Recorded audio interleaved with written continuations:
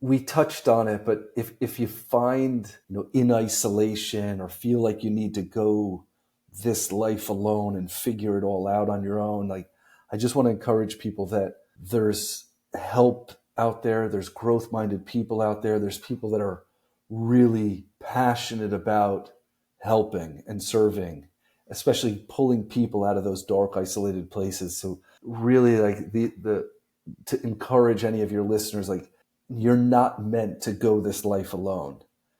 For me to tell, my son, like, hey, figure it out on your own and make no mistakes along the way is a guaranteed recipe for failure and disappointment.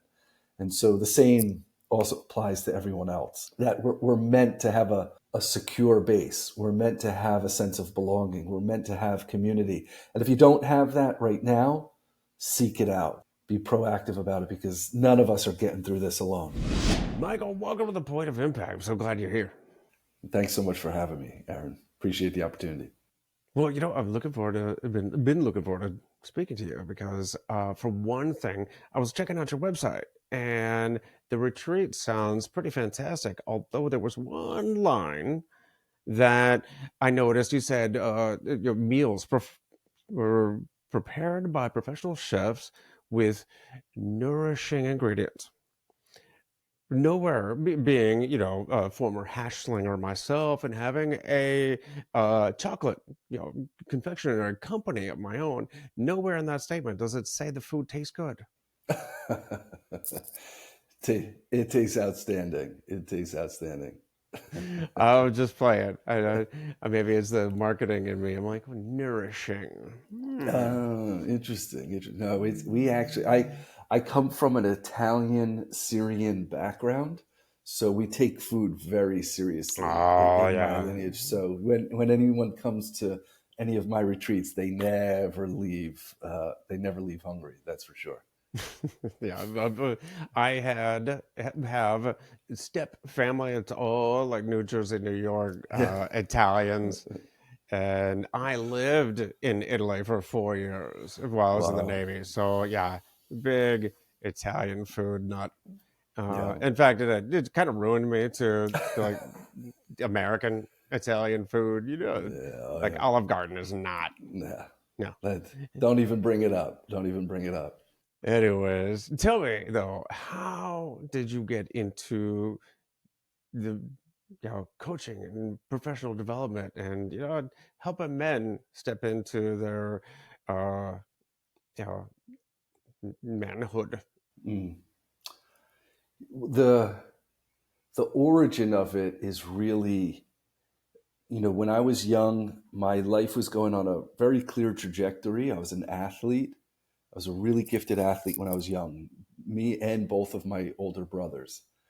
And then there was this moment in my when I was 13, when my parents split up and I got injured in the same week. And so the trajectory of my life and everything that I knew, you know, up until 13, it seemed like the ground underneath me just gave way. And I had this injury. I couldn't play basketball. I couldn't play baseball. And I started to just read. And I started reading at 13. I started reading like really deep stuff like Emerson and Thoreau and the Tao Te Ching and a lot of Native American philosophy. And I was like, this kind of whole world opened up to me when I was just a kid. And later on in life, like this, it really like awakened this whole new part of me, which was a total departure from athletics. And I was always became fascinated with human nature. What makes us do what we do? What makes us humans not do what they know they should do, and for a healthy and happy life. And later on in life, after I graduated college, I went into a career that seemed really appealing and very seductive on the surface, made a lot of money, traveled the world, stayed in fancy hotels, big expense accounts. But there's like a part of my soul that was just suffocating. And became really unhealthy. I put on weight. I was stressed out all the time. And meanwhile, I was only in my 20s. And I remember like sitting on the edge of my bed thinking to myself, there's got to be a better way to live than this. And I started to get into nutrition and psychology and lifestyle and mindset. And I enrolled at the Integrative Institute for Integrative Nutrition, got my certification there, then started getting into transformational work. And that's when I departed my old career, left that behind, and really decided for myself, like, I get to sink or swim, like, on my own skill set, and I get to go out on my own shield here, and I get to really create and generate a life that I really desire to live, which was really contrary to how I was living before. And that was 15 years ago, and I have not looked back a day since. Well, it sounds a lot like it was a similar story with I spoke with Michael Unbroken, who yeah is in the dealing with childhood trauma space, but he had something similar where it was just this unfulfilling life of money and drugs and whatever food he wanted to, but he had that come to Jesus moment where, like, he literally, I think he said he ate an entire cake, and I was thinking that's freedom right there. But no wonder he felt disgusting with Yeah, himself. yeah. But yeah, I have, I'm not proud to admit it, I have finished off an entire pound of my own fudge in one sitting, and while it is delicious, and everybody should buy some, they should moderate. Anyways, you mentioned you were reading some heady stuff early on, uh, and I read Lao Tzu, the Tao Te Ching, and I'm embarrassed to say I think the number one thing I pulled away from that was when the statement where it says something along the lines with the idiot when the idiot or the stupid or whatever uh hears of the Tao. Man, I'm tripping over my tongue and in foreign language. Um, when the idiot hears of the Tao, he laughs out loud. Mm. If he didn't laugh, it wouldn't be the Tao. Yeah. Yeah, that's the line in there. I appreciate that. Yeah, yeah. When I think it's when the wise man hears of the Tao, he immediately embodies it. When a clever man hears of the Tao, he half believes it, half questions it. When a fool hears of the Tao, he laughs out loud. If he didn't laugh, it wouldn't be the Tao. Well, also, he would say that he's the one, right? He's like the one. He's the master of the Tao. It's like, if you don't believe it, if you don't believe in what I'm saying, you're an idiot. And laugh, don't laugh at my stuff. Anyways, so when you came to this, pivot point, this transition where you realize that, yeah, it wasn't, the superficial, monetary, all that kind of stuff. Where did you look? How did you begin the search to define, like, that soul, that fulfillment beneath success? You know, there was this honest inquiry that I had to have with myself of the way that I'm living is hurting me. It's unfulfilling. It's, it really soul sucking at that point. And rather than, and it was also very externally driven. It was externally driven through money and through status. And, it was, conceptually, I knew that that wasn't the route to go. And yet, that was the route that I was conditioned for. Is the route that we were promoted over and over again. This next thing that's going to make everything better. And as long as that was externally driven, I found that the more I actually attained it, the more stressed out I became, the more soul empty I felt.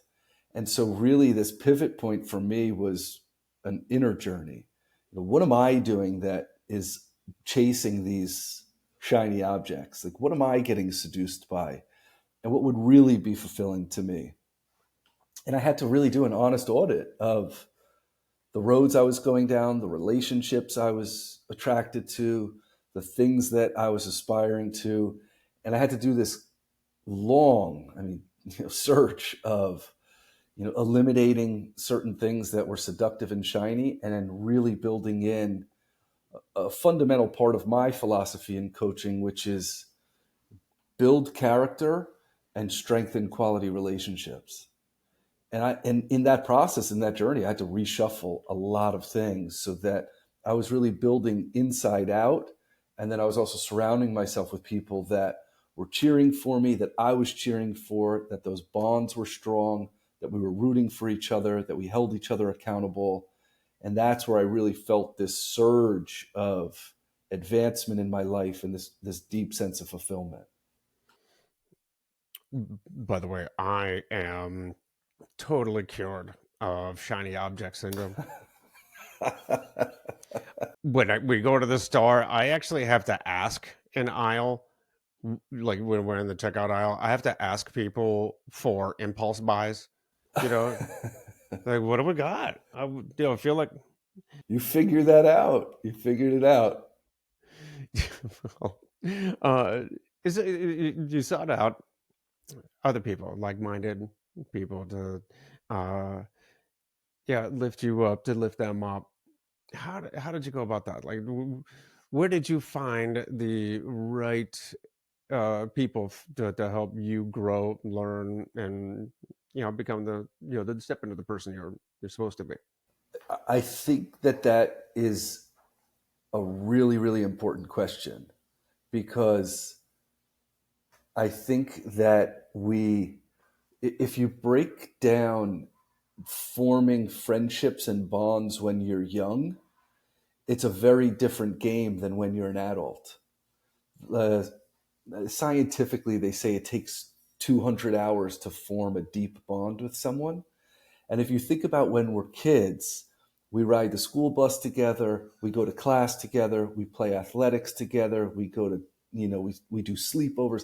Those 200 hours of forming bonds are really easy when we're young. You actually hit those 200 hours every few months. But when we're adults, the game is so different. The most bonds that you create or the most hours you spend together are typically with the people you work with. Well, what happens if those bonds are shallow? What happens if those bonds are actually destructive or unhealthy? So as an adult, the game isn't really built in your favor for those building strong bonds. So as an adult, we have to be very proactive with seeking out those new friendships, those new connections, those new bonds. One of the easiest ways is, or let me say, as adults, we have to be self-generating our relationships. We've got to go out of our way or use a little bit more of a muscle to connect with people that have similar interests, similar energy, similar values, similar visions in life. They're not just handed to us. They're not cultivated for us like when we're young. And I think adults, when we form bonds as adults, we kind of expect the playing field to be similar to when we were young. And the playing field is radically different when we're older. And so it requires a lot more proactivity as adults to form new bonds. So I spent a lot of time with people that were, self-driven and were accomplishing things that I desired, that were really prioritizing health and well-being and service to others and entrepreneurship. I just recalibrated a lot of my time and energy to spend that commodity on those people rather than wait around for great people to find me. I put myself in the rooms where I thought great people were spending time. Yeah, it's interesting. You mentioned that 200 hours to develop a friendship or connection. It reminds me of the like switch, similar in genre to Never Split the Difference, but the like switch was written by a CIA interrogator, or yeah, something like that. And there were three P's and about developing a connection with somebody, and it was proximity. How close. You are literally, like physically to them. Periodicity, how frequently you're near them, and then and the other P, I forget, so this synonym for intensity, like when you're with them, how intense the meeting actually is. What are you going through? That's why the service members, right, in the battlefield, they develop these tight knit brotherhoods. You Yeah. know, In, yeah, in a short amount of time. exactly, but Yeah. it's intense, Yes. and they go through these, yeah, these crucibles, these gauntlets, basic training and deployments and all that. And that's why simple things like retreats. Yeah. You're together for an extended period. You're close together, and you're Yeah. going through something together. So Yeah. it's a shared bond experience. So uh, The, when you're trying to make these connections, these friendships, you're going to need to go to where they are, correct. and you need to participate in something together. You need to have that intensity, that proximity. There's something really valuable you're saying here too, is that camaraderie isn't just being together, it's actually overcoming challenge together. So just working for the same company doesn't necessarily create camaraderie, but if you've overcome obstacle or challenge or adversity together, that's where that intensity creates those deep bonds. So things like retreats where you're pushing your body or you're pushing some emotional limit, like you're going through it together, so you'll actually form deeper bonds because of the intensity, because you actually overcome adversity together, and that's actually where that camaraderie sits.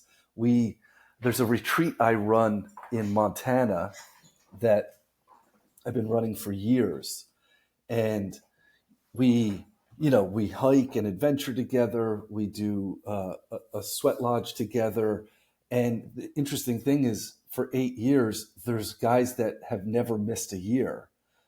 They come back year after year because they form in just a short amount of time, they form such unique bonds together that they're friends for life. So at a certain point, it's the same guys just keep coming back to the retreat because that connection and that bond, they're not necessarily getting in their everyday life. The other thing you brought up that's, I think, really important as well, Mel Robbins talks about this in her latest book, Let Them. She breaks it down to proximity, timing, and energy. That our friendships and bonds, like how often do we see each other, how close by do we run into each other? My best friend I saw every day for years growing up, and now he lives in LA and I live in Florida, so our proximity is greater. Timing is more about like, well, what's that season of life that you're in? Like right now I have a 2.5-year-old. I spend a lot of time with dads that have little kids. Just, you go to games together, you go to, play dates together and things like that. Our timing of life is very accurate. And then energy is a lot of what you were talking about, that intensity or having shared values, having a shared vision in life. Like you're up to similar things. When those three things come together, especially in adulthood, we have a greater opportunity to create bonds more effectively and faster. What do you think is some of the biggest challenges? What are some of the biggest challenges that men are facing right now when it comes to connection, masculinity? I think overall, and I'm sure we could break this down into different aspects, but overall, I think it's isolation. It's an ironic time we live in that we're more connected technologically than we've ever been, but I find that men feel lonelier and more isolated than we've ever been. If we look back in human development, we really, for a majority of our human existence, we lived in bands and tribes and small communities, and we filled functions. Some were warriors and hunters, and you know but we were always we filled functions in a small community. It wasn't this uh, cosmic and existential dread of like, what do I do with my life and how do I go find myself? Like, no, you elevate the community. How do you do that? Go find food. How do you do that? Protect people. How do you do that? Like, make sure everyone's well fed. Like, it was simple. Now we still have that primitive programming to want to connect, to want to serve, to be part of something, to have shared mission.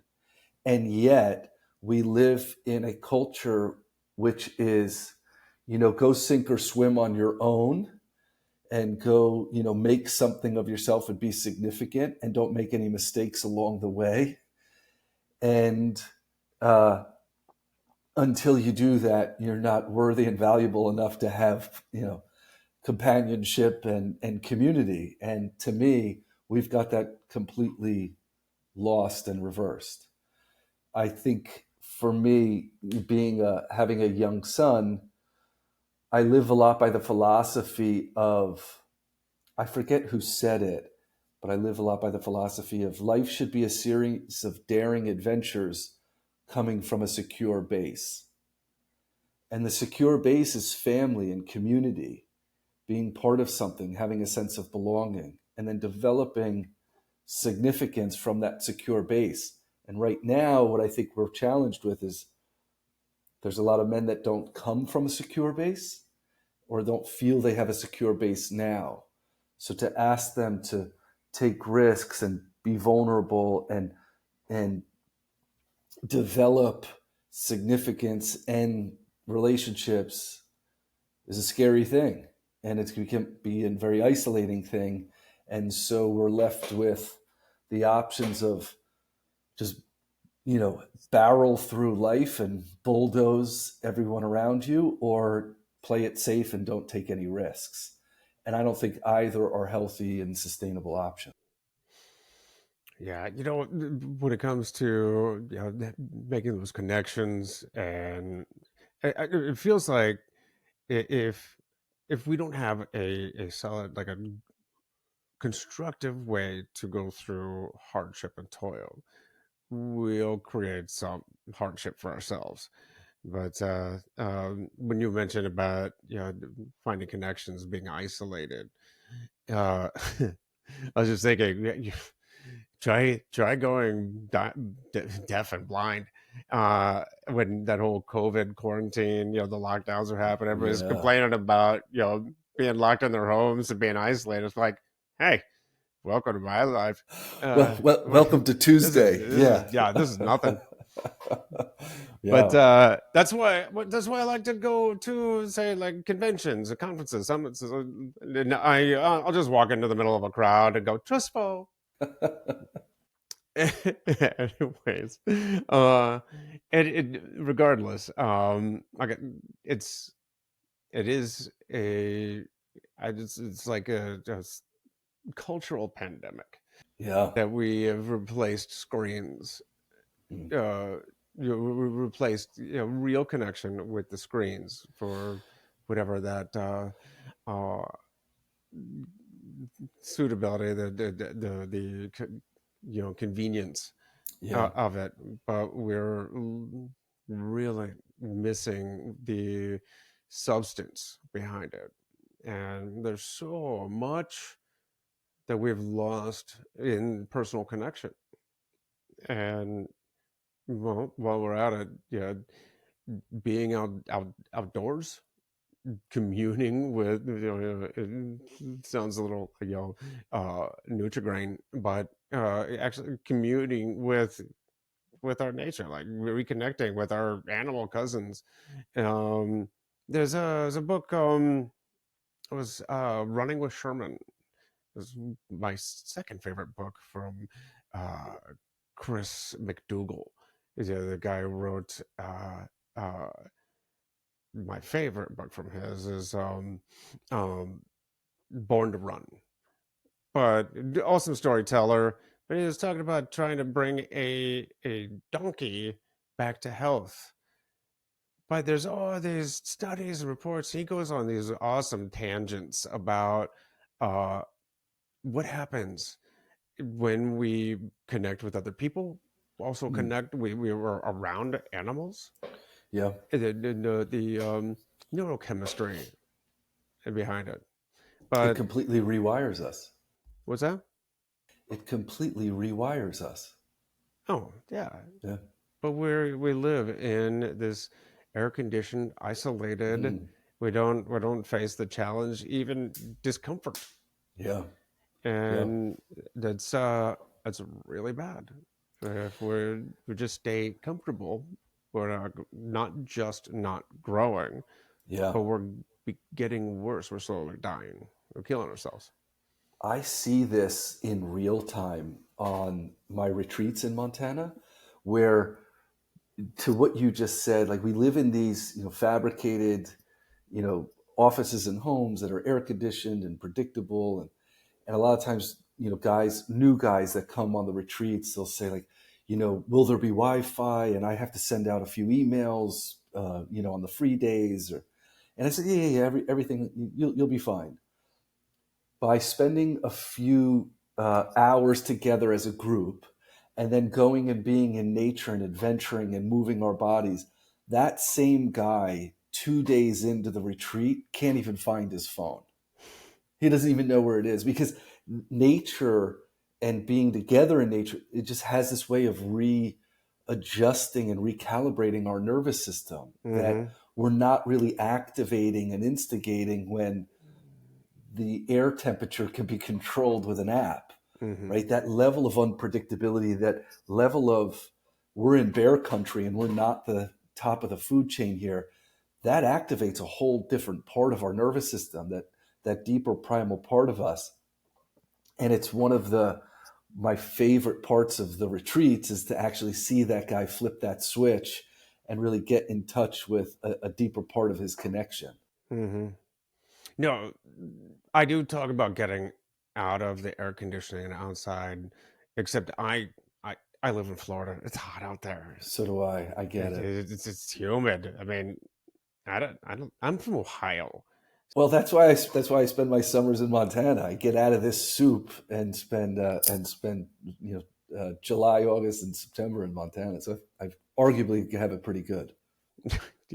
I was training for the Badwater 135, and it's Death Valley, and it I was asking I was reading up on other people who make recommendations on training for this thing. It's a crucible. I mean, it's tough. Uh, and I asked my coach. They mentioned getting a sauna.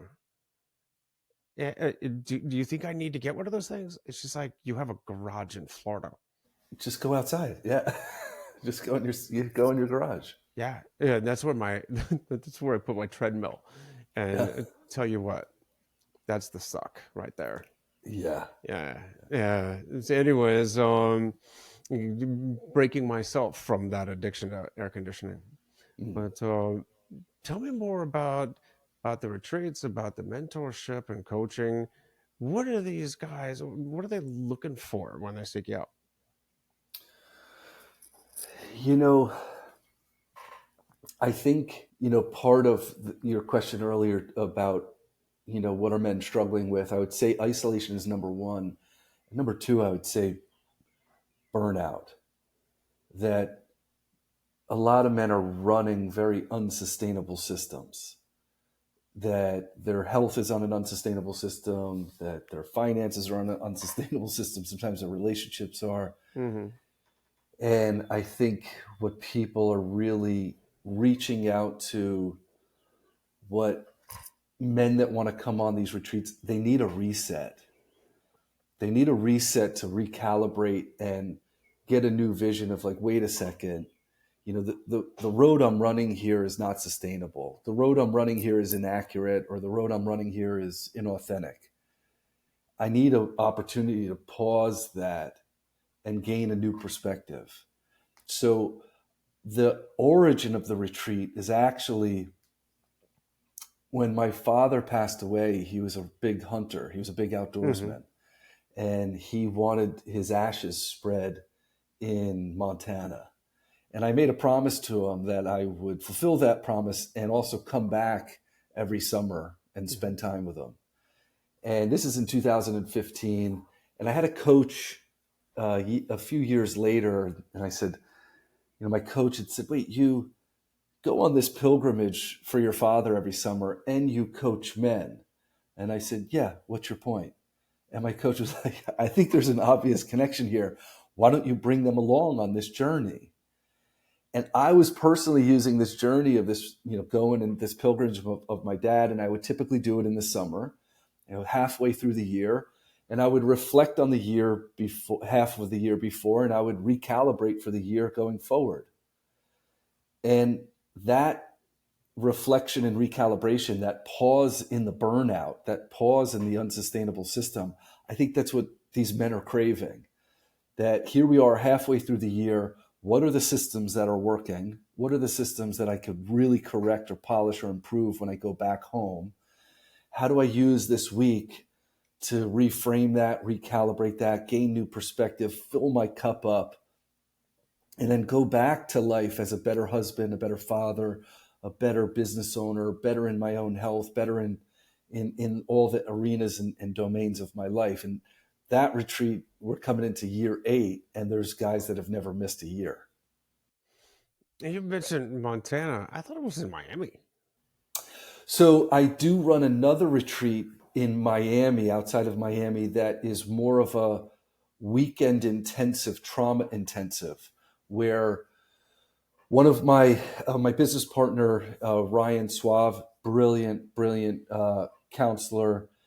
He specializes in addiction and in uh, uh, trauma work. And then I have my particular coaching, and we come together for a deep intensive outside of Miami, where we really do more excavating of some of those old blind spots that were created in what I call our point of origin, our old traumas when we were young, our family dynamics, cultural dynamics, that where we pick up when we're young, and then we just bring them into adulthood without really challenging them or correcting them or even questioning them. Unfortunately, what some of those unquestioned old narratives and limiting beliefs do is they self-sabotage our relationships, our health, our financial well-being, our fatherhood, because we're unconsciously bringing some things from our history that don't work, that we've just developed coping mechanisms for. And that retreat, we really get to more of the physiological and emotional origin of that, bring it to the surface and recalibrate it. That's the retreat that's called Inner Freedom. That retreat is more of a deep intensive that happens over 4 days outside of Miami. And you also get food prepared with nourishing ingredients. Also tastes great. I'll after this podcast, I'm going to go and add that to the website. So I'm going to add deliciousness to the website. You won't starve while you're here. Yeah, you won't starve, and it'll be delicious. uh, Tell me about the podcast. How's that going? It's fairly new, right?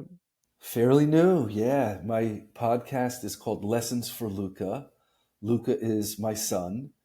My wife and I, we struggled to get pregnant. It took us about 3 years to get pregnant. We've been together in almost 9 years. For 3 of those years, we really wanted children.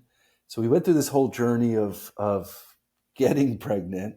And I remember when he was born, I was like, wow, people, like, this is some people's starting point. Here we are. We're 4 years in, 3 years in.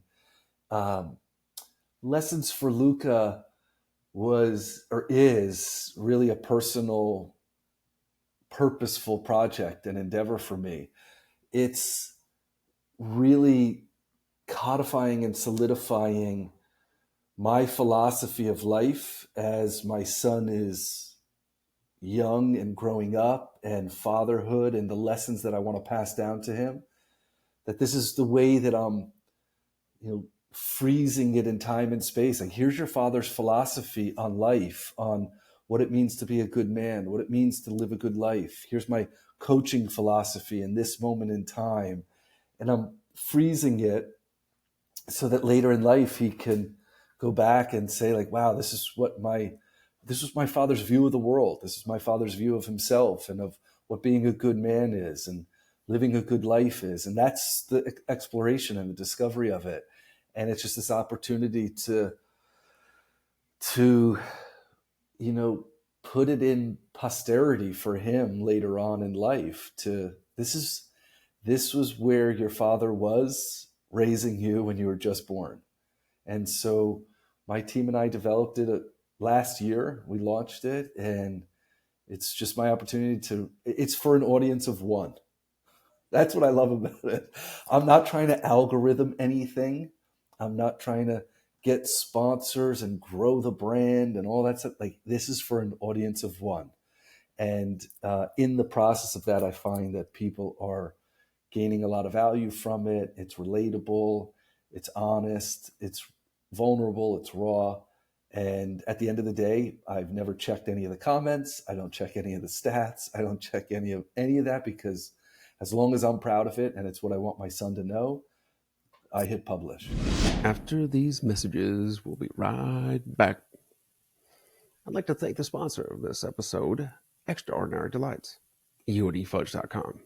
Extraordinary Delights is a disabled veteran, family-owned small business making handcrafted fudge and other sweet treats for the chocolate-loving patriots just like you.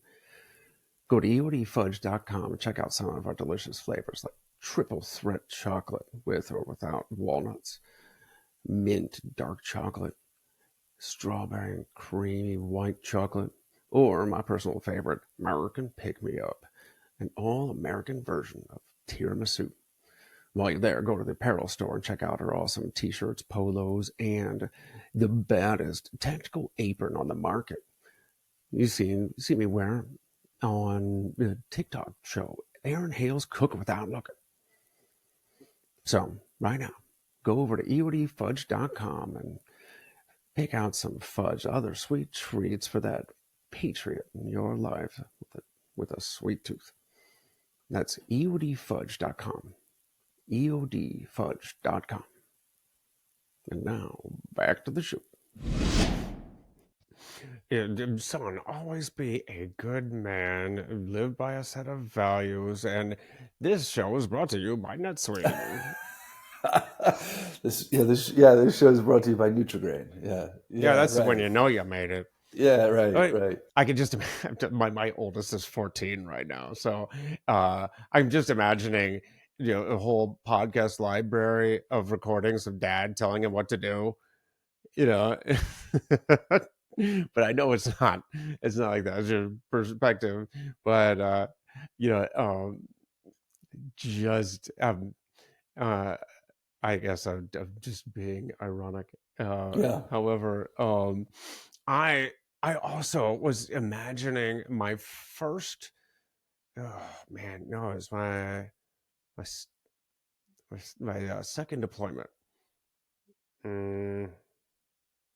I'm trying to remember exactly when, but before I left, he wasn't yet 1 year old, and I was about to deploy to Afghanistan, and my my ex-wife, my wife at the time, bought one of those plush dogs, like a little puppy dog looking thing, but on each paw it had a recording device. So there were two little speakers that when you squeeze the paw, it would repeat whatever I recorded into it. And I was trying to think of two. I don't remember how long. It was less than a minute, maybe 20 to 30 seconds or something.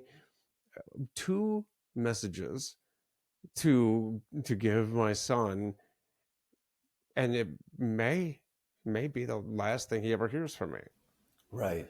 And it was the most difficult thing I could Wow. imagine. what would I want to say in this little puppy dog for the only recorded thing of him. What I ended up doing, it was like a good morning message and Mm. a good night message, and it was like, say your prayers, be good to your mom, all that kind of stuff, and don't forget. And my mom, his grandmother, listened to it and she goes, "It sounds like this is your father, Sergeant Hale, obey." And I'm like, that's what it sounded like on the recording. Oh my gosh. Obey me. Yeah. Okay, got to work on tone. Mm. Well, to your defense, you were neck deep in the military at the time. I mean, that was probably your default posture, but that's to your defense. In well, in reality, though, it was me just struggling to get the words out because Yeah, just the significance of what it could be. sure. There's a weight to that. There's a heaviness to that for sure. I get it. I wonder, did you go through that mm, little that kind of emotional struggle when creating these podcast episodes? I from time to time, but I definitely will say I recently shot a episode where in April in April was the 10-year anniversary of my father passing away. And so I really filmed an episode around, fathers and sons, and also the particular phenomena for me to be a father and my father's not alive. My father never got to meet my son or never got to meet my brother's children. And there's this rawness around the metaphor that I give is like I want to go on this great ocean journey, and it's the realness the moment the horizon disappears. And not having my father around is like not having the horizon that I can lean on. Like conceptually, I know that the horizon would not always be there. I get that. I'm on this great ocean journey. Of course, I knew at one point my father wouldn't be alive, but it makes it really real the moment the horizon disappears and now you're the one sailing. And so there is that I'd say that level of weight where in that episode I could definitely, I could feel that was vulnerable and that was raw, because it is this interesting phenomena where there's a part of me that always wishes my father got to meet my son, and that horizon disappeared before that adventure really began. Do you think that elements of today's culture are guiding what you say to your son in the future?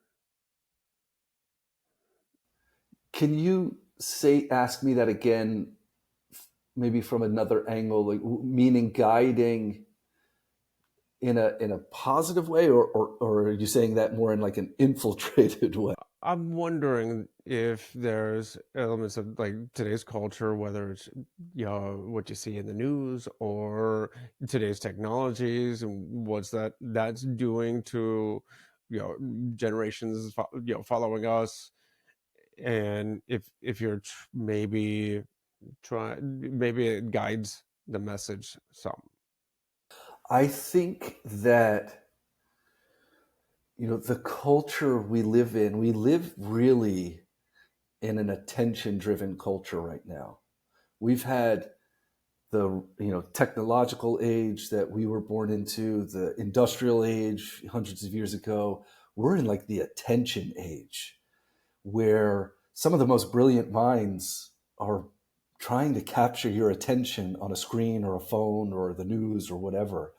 And so we live in this time right now that it's really playing to a primal part of the brain, the survival portion of the brain, where outrage is addictive, and survival is addictive. It plays to these portions of the brain where like we always have to be on this high alert.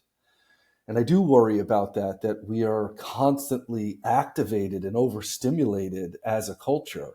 And I don't think that that's by accident.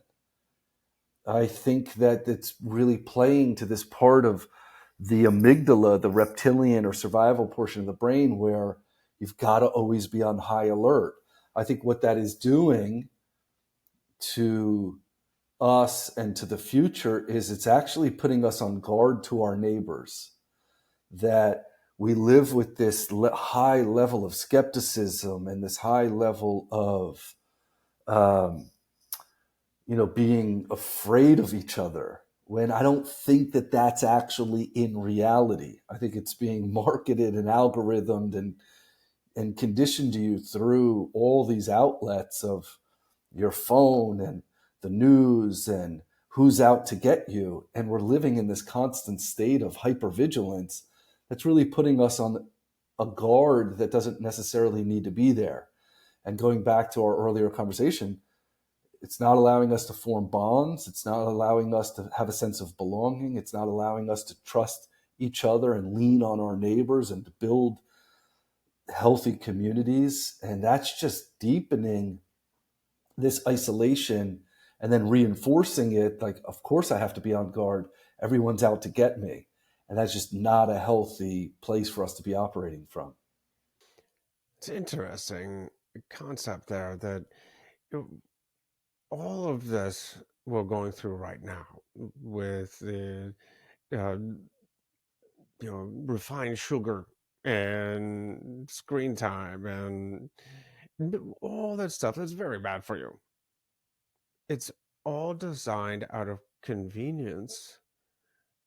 And our lizard brain tastes something that's sweet and recognizes that we want that, so let's refine the heck out of it so we get the purest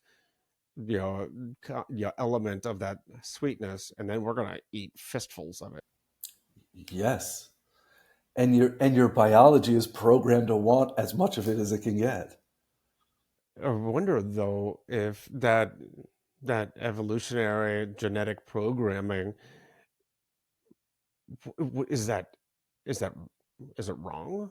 I mean, are we wrong? Are we genetically programmed to destroy ourselves, or will we get over the hump of this? So this, um, I don't know, counterproductive, programming.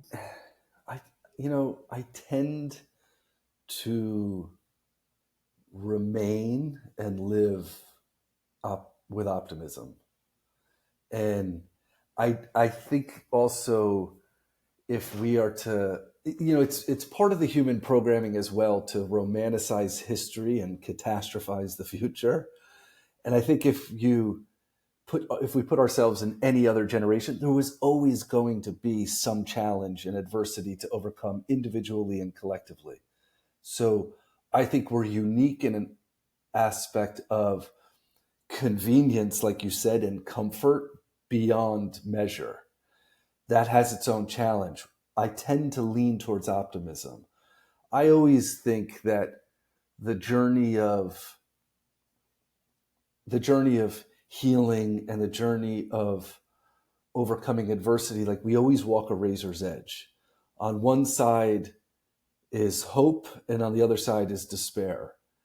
And we always have this opportunity, we always have this choice to walk this razor's edge and, just to a degree, lean towards hope, lean towards optimism, lean towards the power of the human spirit. And we have a particular challenge. I don't disagree, nor do I ignore that. And as I walk that razor's edge in life, I do my absolute best to lean just a few degrees toward hope and optimism, because they're both always right there. And are we programmed to destroy ourselves? I genuinely hope and believe not. And I also understand that that's my posture, that I lean towards that hope rather than succumb to that despair.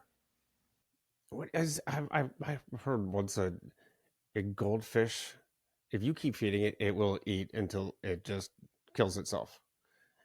Uh, Is that what we're is that what we're doing to ourselves? We live in a life of abundance, and we're gonna consume it all. Uh, Yeah, and part of that comfort and convenience deactivates parts of our brain and nervous system and our potentiality, and so I think for us to understand where we overcorrect or overconsume and then just temper it back. It doesn't mean like let's all go back to 1,000 years ago, living around a campfire. However, that does sound very appealing to someone like me. I don't know if we're going to influence our culture to go back to that, but how do we temper it back to where this is a healthy, sustainable way of living?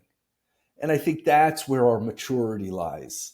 That's where, we tend to be a very reactive species. Like, all right, if we're going to go this far this way, we're going to pendulum all the way to the other end. And I'm like, I think health and maturity is probably somewhere in the middle. Like, let's use temperance to navigate it to a healthy calibration where we are living lives where we're generating comfort and prosperity and convenience. I get that. And we counter and balance that with spending time in nature, having quality relationships, doing hard things, and keeping that part of the human systems, activated and stimulated. I think that's where a very healthy harmony and balance in life really remains. how old's Luca now? 2.5 at current recording, 2.5. Ah, so fun. Uh, So fun. So fun, so challenging, so rewarding, so hair pulling. I mean, it's all of it. I don't mhm. know. Fatherhood is the whole spectrum. Parenthood is the absolute whole spectrum of it all. Oh my gosh, yes, I share all the stories on Facebook because that's I can't wait for them to read when they get older. But what are you looking forward to? What's what's exciting you most about the future? Wow, I that's a great question. The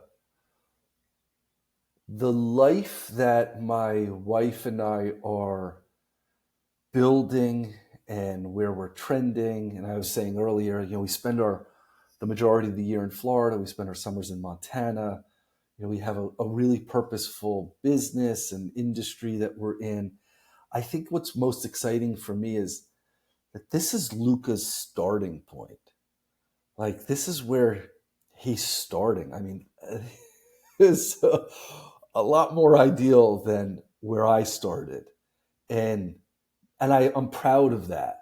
So to see him grow up with two parents that absolutely adore each other and would stop the world for each other, the lifestyle we live, the travel and the adventures that we go on. I think what I'm most excited about is just watching him grow up in that and go from like next iteration to next iteration and next iteration, and just to be able to, I have a really deep sense of pride to be able to say, like, my son grew up in Florida and in Montana and spent his summers like climbing mountains in Montana. Like, to me, there's such a pride that comes with that. And so to watch that unfold and watch him grow up, and it's not my job to make him as passionate about the mountains as I am, but to hopefully see like him, come alive summer after summer after summer, and having this be just part of his lifestyle. I think that to me is what I'm most excited about. Just him growing in the lifestyle that my wife and I have worked really hard to build. Is really, that's what I'm like genuinely enthusiastic about I need to migrate north for the summer. it.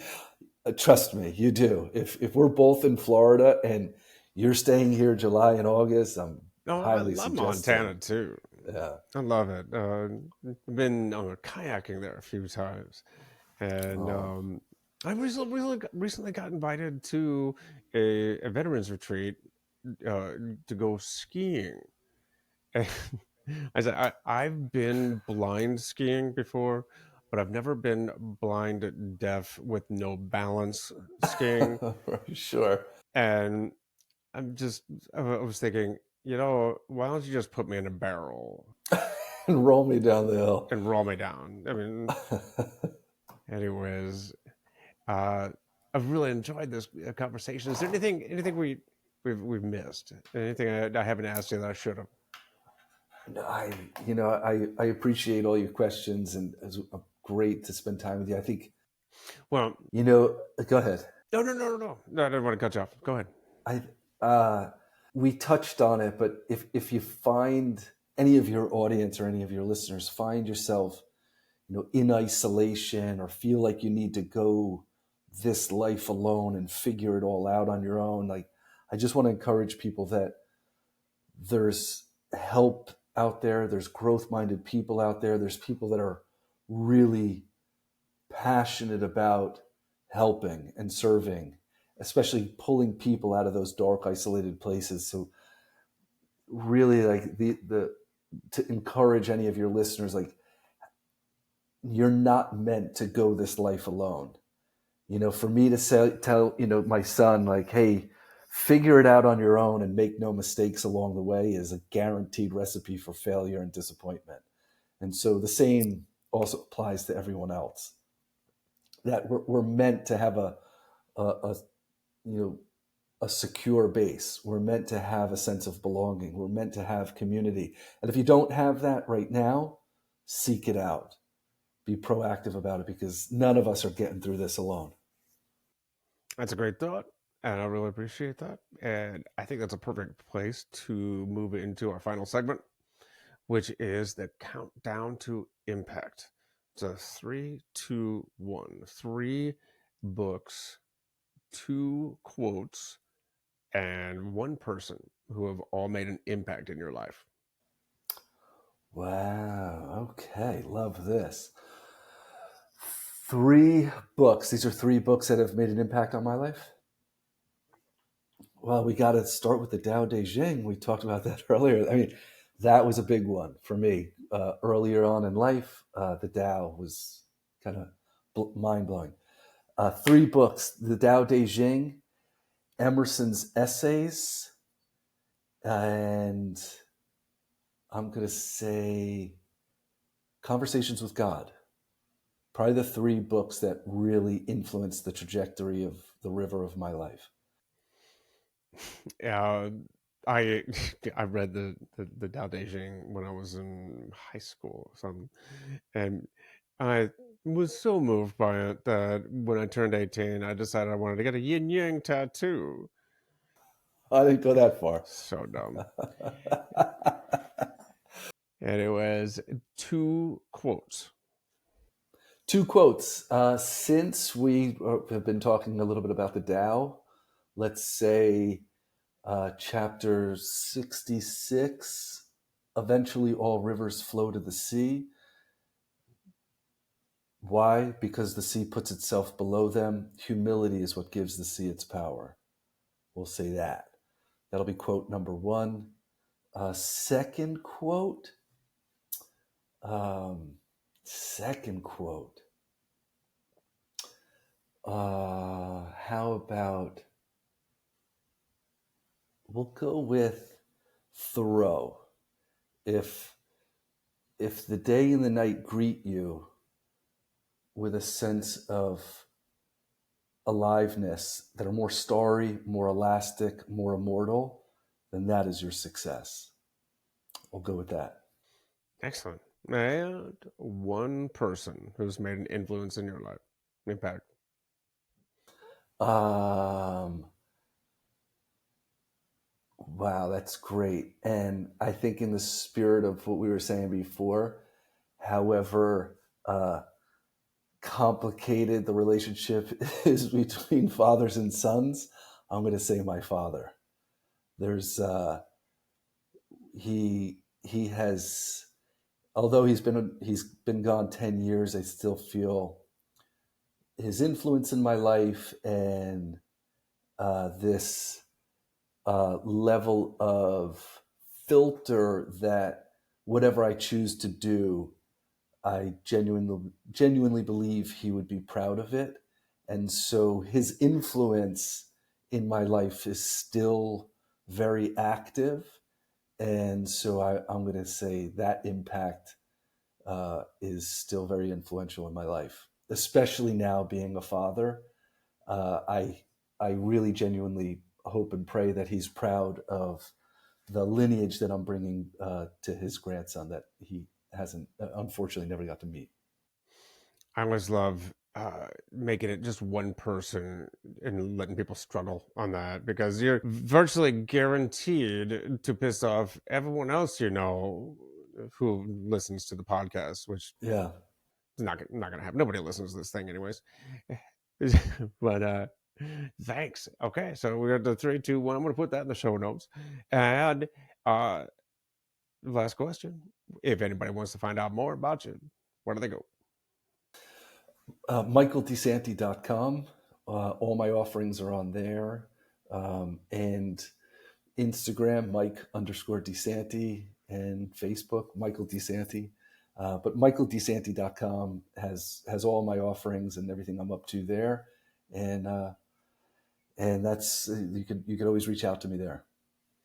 Well, Michael, thank you. Molto grazie. And uh, I'll let you know when this comes out. Thanks a lot. Well, wonderful. Thanks so much for the opportunity. Take care.